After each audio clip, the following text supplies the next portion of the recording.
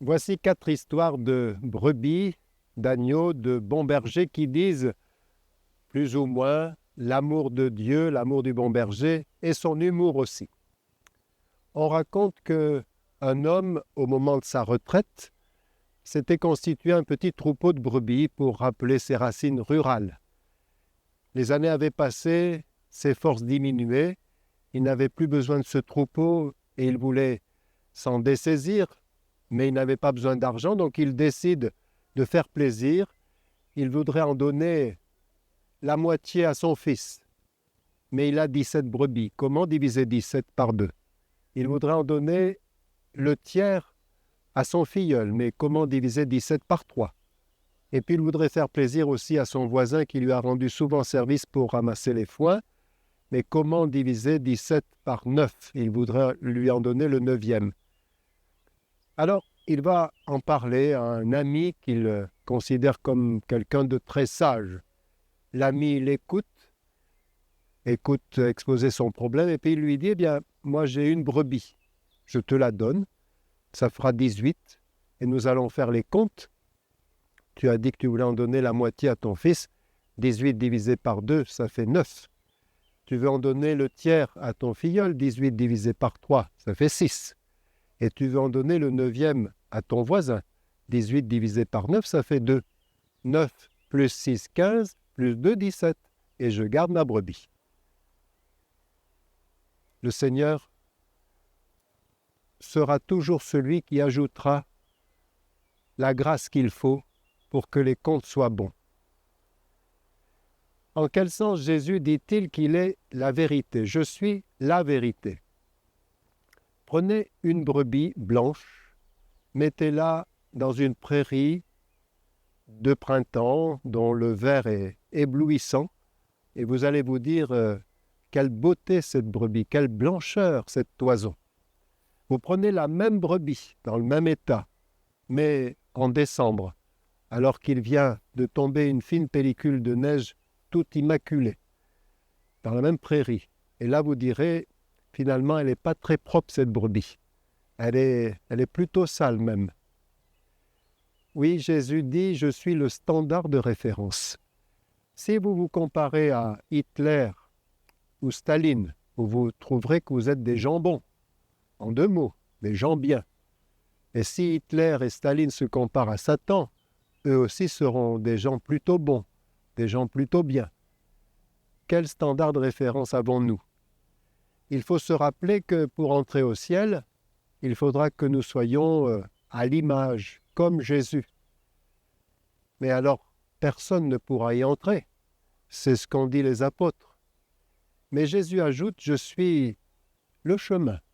Ce qui veut dire, mets tes pas dans les miens, suis-moi. Je suis la vie. Si tu me fréquentes, tu recevras petit à petit la vie. Une anecdote authentique que j'ai vécue, grâce à mon meilleur ami prêtre, depuis près de 45 ans, j'ai la joie d'aller dans le massif de la Grande Chartreuse et nous faisons souvent les sommets qui s'appellent l'Outran, la Roche-Véran, le Granier, le Petit Son, le Grand Son, l'Alpette. Ce jour-là, c'était très ensoleillé, nous montions depuis peut-être 2 heures et nous commencions d'entendre un bêlement continu, sans trop savoir d'où il venait. Et puis au détour d'un sentier à épingle à cheveux, j'aperçois une tache blanche sur le versant d'un sommet. Je pense qu'il s'agit d'une brebis. Elle est à l'écart du troupeau. Alors j'entreprends de monter à flanc de montagne là, et je découvre en fait qu'il s'agit d'un gros agneau qui s'est emberlificoté dans un filet plastique censé empêcher le troupeau de tomber dans le ravin. J'ai vite vu que je ne pourrais jamais enlever ce filet sans le couper. Donc je prends mon canif et à ce moment-là, j'aperçois des randonneurs qui se sont arrêtés au col pour regarder mon ascension et qui se demandent peut-être si je ne vais pas faire le sacrifice d'Abraham. Non, je veux juste couper les liens de ce pauvre agneau et je suis très touché par sa façon de disparaître rapidement, de rejoindre ses congénères qui, eux, avaient trouvé refuge à l'ombre de petits sapins, alors que lui était en plein soleil depuis sans doute plusieurs heures. Il remuait la queue, j'ai pris ça comme un grand merci. Arrivé dans ma paroisse, j'ai raconté l'anecdote dans l'homélie du dimanche. Et dans la semaine, j'ai reçu un joli mot d'une paroissienne me disant « J'étais très touché par votre anecdote, je pense que c'est un message profond que le Seigneur vous lance. Vous, les prêtres, vous êtes souvent vilipendés, moqués, méprisés, soupçonnés. Et Jésus vous renouvelait dans votre sacerdoce en vous disant qu'il compte bien sur vous, qu'il vous a configuré au bon berger. Il veut que vous preniez soin, que vous continuiez à prendre soin de vos brebis. » Et à ce propos, je me suis rappelé le joli mot du curé de mon village natal, qui a été curé à Saint-Maurice-de-Lignon pendant 23 ans, le père Jean Bord. C'était une force de la nature. Son papa étant maçon, il ne craignait pas, lui aussi, de prendre la truelle et la taloche pour monter des moellons ou des pierres et crépir. C'est pour ça que le père évêque le nommait partout où il y avait une maison à construire, soit un presbytère, soit une maison paroissiale. Et pour cela, bien sûr, il lui fallait non seulement mettre la main à la pâte, mais aussi chercher des fonds pour payer les matériaux et les artisans, même s'il employait beaucoup de bénévoles.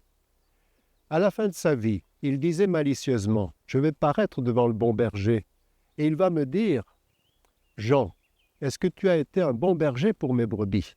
Est-ce que tu t'es bien occupé du troupeau que je t'avais confié? » Alors je lui dirai « Seigneur, j'ai fait ce que j'ai pu. Mais il y a une chose que vous ne pouvez pas me reprocher, c'est que vos brebis, Seigneur, je les ai toujours tondues de très très près. » Il ne faisait pas que tondre les brebis, il réclamait de l'argent. Il savait aussi visiter les familles. Il savait beaucoup s'occuper des malades. Et c'est vrai que autant pour le couple, sa mission, c'est de représenter Dieu Trinité, d'être la vitrine du Dieu Trine, autant pour le prêtre, c'est de représenter le bon berger qui veille à l'unité du troupeau et en même temps à chacune des brebis. Et le Seigneur nous a laissé les moyens de le faire, avec les sacrements de l'onction des malades, de la confession. Le bon berger essaye d'éviter à ses brebis les écueils ou les serpents, les loups. Le prêtre essaie d'avertir ses brebis que tout ne conduit pas à Dieu.